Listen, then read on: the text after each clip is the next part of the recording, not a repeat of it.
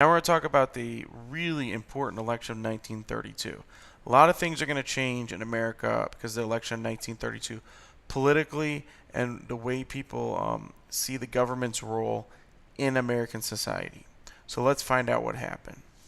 Now, during the Depression, the Republicans and President Hoover were in charge, therefore they were to blame.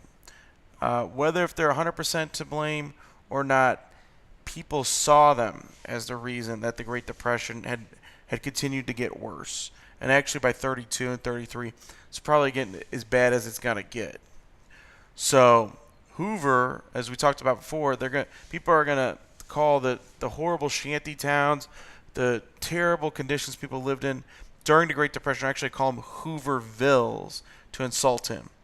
So he's going to go out, and so are the Republicans. The Republicans are seen as having a laissez-faire or hands-off approach to the economy at the time, and that is not going to go over well. People are starving, 25% unemployment, and people want change. Now, to make matters worse, there had been marches by World War I veterans demanding they had like a bonus check, and it resulted in mass protests. So right before in 32, there had been a series of World War I veterans. Veterans are people that served for the military or served in the time of war. These guys are originally from World War I. So in 1914, originally U.S. in 1916 and 1918, a lot of these men had served for the American military, and they were promised a bonus check or amount of money in addition to their pay at the time. So it's been going on 15 years since World War I, and these men are in the middle of a depression. They really want these checks, this monetary gain could really help them out this time. So many of the veterans organized, and they actually thousands and thousands of men are going to camp out on the president's lawn at the White House. So Hoover has a decision to make. He can allow them to protest and just ignore their requests. He could actually give them the money and maybe help them out, which could stimulate the economy and help these men out in a time of need. So his decision was very poor, and many people have been very critical of it. He sends out the police department, basically, rounds up veterans, and it gets pretty violent at times, and people actually die from conflicts with the police, and veterans are kicked off the lawn, and they're kicked away from the Capitol. And this is not just going to be unpopular with veterans, but a lot of Americans really hold our veterans in high regard. So when the president is turning against his own former soldiers, it's just telling you how chaotic and how bad things really are during the Great Depression. He's driving through crowds of starving former soldiers of the United States Army and military in a limo. So it's not going well at all. So that was pretty much the straw that breaks the camel's back. That's about as bad as it can get for Hoover. So the election comes, and we have talked about this in the past. The Democrats were going to run a man named Franklin D. Roosevelt. Franklin Delano Roosevelt is going to go against Hoover. He doesn't just win the election. Let's be clear. He wins every state, I think with the exception of two. I think it's like New Hampshire and maybe Nebraska. We won every state except for two. The Democrats are going to sweep and take control of the U.S. government, and they're going to change America for quite a long time. In fact, the Republicans will not gain control of the House of Representatives, the lower house of Congress. They gain control of the Senate, but not the House of Representatives until I believe it was 1992. So you're talking a good almost 60 years later until they'll have power over that part of the branch of government again. And a lot of it starts with the election in 1932. So let's see what Roosevelt's going to do. Well, you guys know Roosevelt's cousin is Theodore Roosevelt. People call him Teddy Roosevelt. And Teddy Roosevelt was very progressive, and he thought the government should be intervening in food. We talked about that with the Food and Drug Safety Act. And the government should protect the parks. And Theodore Roosevelt, actually, believe it or not, was a Republican, but the Republicans at that time were more like the Democrats of today. And the parties kind of switch. The Republicans were more likely to do things at that time. Have big government, like Abraham Lincoln, keep the government together, bigger government. The government should be involved. Where the Democrats at the time were more smaller government, and they're from the South. They liked less regulations, more laissez-faire. The parties switch, and it really starts switching with prohibition and alcohol and immigration, and immigrants tend to become more Democrat now. And Roosevelt's really going to finish it, where the Democrats are going to be what we've used this term, they're the Keynesian they believe in Keynesian economics. This idea that they should give the money to the poor and middle class, and they'll spend it, and that's what's going to raise the economy. Where the Republicans are going to believe what's called Trickle-Down Theory later on, which is, first of all, they're laissez-faire. They don't want the government to do much of anything with the economy. And if you're going to give money back to anybody during hard times, you give it to the rich, and the money will trickle down. They'll spend the money on their company and hire more people. So Roosevelt takes off on his cousin's square deal, Theodore Roosevelt. Franklin Roosevelt is going to call his the New Deal. Now, some of the things he tackles, and you guys have made predictions, he did a great job. First thing he's going to really tackle is the Emergency Banking Relief Act. He's going to go right after the banks. If we know the causes of the Great Depression, which he's very clear on, he's going to understand that, A, the banks collapsed. That drove a lot of this. The stock market collapsed. That drove a lot of these problems. Farming fell apart, and agriculture, so that drove a lot of these problems. And then, of course, unemployment's at 25%, so that's causing more of the problems. So the first thing he goes and he really tackles, or one of the first things, and it's amazing. Within his first 100 days, he just rips through. I mean, most people have voted for him, so he feels really powerful. And people kind of, in times of bad times, people look to a strong leader. And we're going to talk about how that plays a role with Hitler in World War II. But in America, Roosevelt was that strong leader. So under the EBRA, this is going to allow the government to check which banks were financially sound and which ones are weak. So they actually go in, they're going to do testing to see if there's enough money in their reserves. Now the government requires banks to have, I believe, 5% of their actual revenue, the amount of money the bank says they actually have, on hand. They actually might have to have 5% money at the bank. So if a bank's worth $100 million, they actually have to have $5 million at their bank. Okay. Now, EBRA allowed the government to regulate the banks. That's an important term. We've talked about it before under the Theodore Roosevelt. This idea that government starts regulating. This is the opposite of laissez-faire. Under laissez-faire economics, governments do not regulate. So let's make sure we're clear on regulate. Regulate means to oversee, watch, or check. So they want the government to watch or check over things. In this case, they're checking over the banking system. That's very important that he tackles the banks. If people don't trust in the banking system, America will stay in a depression.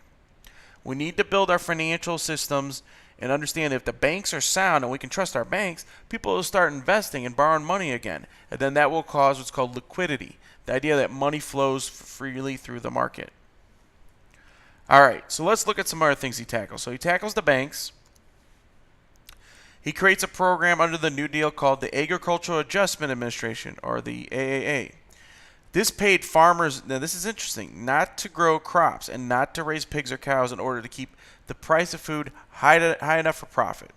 So one of the problems we know in the 1920s that causes the Great Depression is overproduction. They're actually making too much stuff. Well, that's a big problem, and people lose their jobs when they do that with factories, but it's a huge deal when they do it with food. If they overproduce the food, we saw one of the biggest consequences was with the Dust Bowl.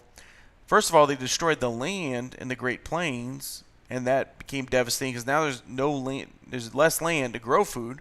Second of all, it led to wasting food and the prices and farmers to actually go under. And when all these farmers lost their jobs, what happened is there's less farmers to produce food. It actually causes the opposite problem. Now there's not enough supply of food.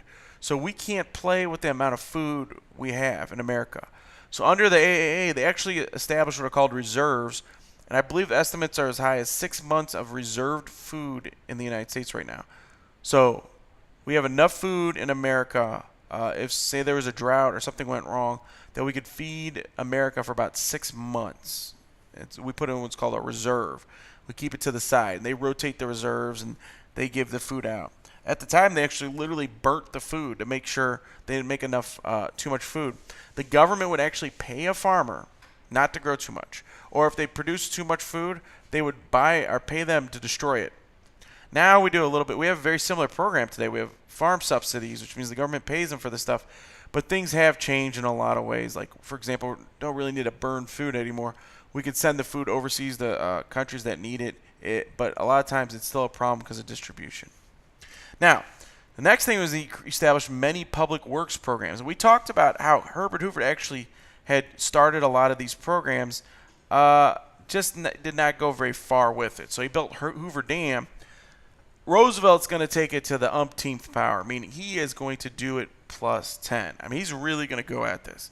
He's going to create many public works programs. He also built such as the Tennessee Valley Authority, which built hydroelectric plants, again, like Hoover. And you can see one of his dams in the middle picture. And there's Roosevelt within his first 100 days signing all these new programs in the law. Let's get these going. Famous inaugural address that we heard, his famous line is, "The only thing we have to fear is fear itself." And that's really hard to tell millions of Americans when there's a Great Depression. Actually look at people in the face, be like, let's try anything. What's the worst that can happen? The only thing we should be afraid of is not trying anything. It says a lot about his approach to politics and life. Bottom left-hand corner, you can see that's actually the River des Peres, which was started before, but it was finished in a lot of time during the Great Depression. It's not a natural river. It's actually built, and it divides South St. Louis City from South County. And it starts all the way up in University City and goes down. It's actually built for what's called a watershed. And watersheds that you learn about in science is when the water actually has to go someplace naturally.